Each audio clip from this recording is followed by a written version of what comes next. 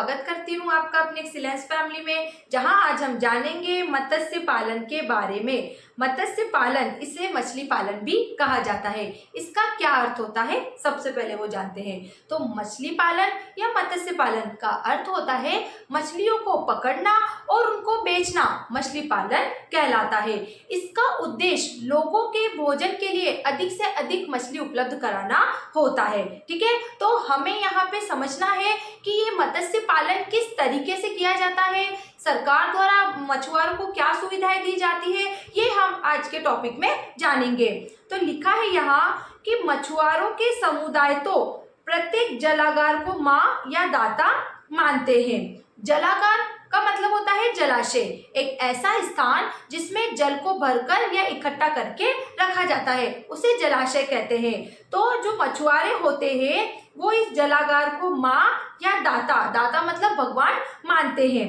फिर आगे लिखा, सागर, महासागर, सरिताएं, झीलें, प्राकृतिक तालाब, प्रवाह आदि सभी जलागार मछुआरों के समाज के लिए निश्चित जीवन दीपक स्रोत बन जाते हैं। जैसे अंधेरे में दीपक रोशनी का काम करता है, उसी प्रकार से सागर, सरिताएं, झीलें, तालाब, ये सब मछुआरों के लिए दीपक स्रोत है, क्योंकि इन्हीं से इनकी जीविका चलती है। इनके माध्यम से ये क्या करते हैं, मछलियों का उत्पादन करते हैं, मछलियां इनसे प्राप्त होती है इन्हें।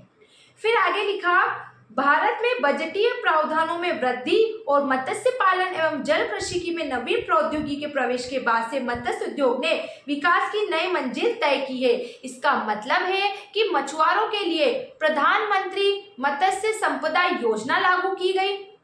इस योजना के तहत जितने भी मछुआरे हैं, जितने भी मछली श्रमिक, मछली किसान, मछली विक्रेता है, उनके सामाजिक आर्थिक कल्याण किया जा रहा है, उनका जीवन बीमा किया जा रहा है।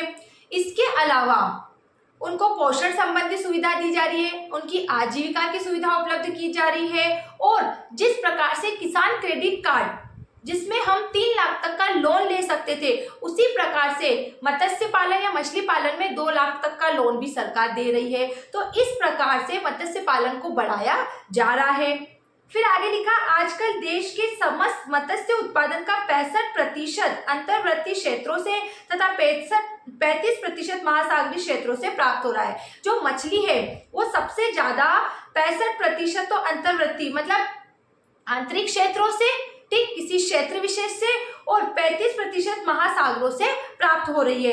तो इस प्रकार मत्स्य उत्पादन सकल घरेलू उत्पाद, जो हमारी जीडीपी होती है, देश की जो आय होती है, देश एक निश्चित समय अवधि में जो कुछ मुद्रा प्राप्त करता है वस्तुओं सेवाओं से, तो उसमें 0.9% है। सकल घरेलू उत्पाद में मत्स्य उत्पादन का योगदान कितना है, 0.9%। फिर मत्स्य उत्पादकों में प्रमुख राज्य कौन कौन से हैं? पश्चिम बंगाल, केरल, गुजरात, महाराष्ट्र और तमिलनाडु है। मछुआरों के परिवारों का एक बड़ा हिस्सा निर्धन है। निर्धन मतलब गरीब है। क्यों गरीब है? क्योंकि इस वर्ग में व्याप्त निम्न रोजगार, लोगों को बहुत ही कम पैमाने पर रोजगार मिल रहा है। निम्न प्रति व्यक्ति आय, बहुत ही कम प्रति व्यक्ति आय है। अन्य कार्यों की और श्रम के प्रवाह का अभाव, मतलब व्यक्ति मछली पालन से दूसरे कार्य को करना ही नहीं चाहता। उच्च निरक्षरता दर मतलब अशिक्षा, ठीक, शिक्षा की कमी तथा गंभीर ऋण ग्रस्तता इन मछुआरों समुदाय से आजकल जूझ रहे हैं। फिर लिखा, यद्यपि महिलाएं मछलियां पकड़ने के काम में नहीं लगी है, मछुआरे ही मछलियां पकड़ने का काम करें, पुरुष वर्ग ही इसमें सबसे ज्यादा लगे हैं, महिला नहीं लगी है, लेकिन फिर भी महिला अपना योगदान दे रही है। किस तरीके से? 60% निर्यात और 40% आंतरिक मत्स्य व्यापार का संचालन उन्हीं के हाथों में है। मतलब वो मछलियों का जो निर्यात कर रहे हैं, तो उनके पैकिंग संबंधी कार्यों में महिलाएं लगी है। तो 60% महिलाएं निर्यात संबंधी कार्य में लगी है और 40% आंतरिक मत्स्य व्यापार में लगी है।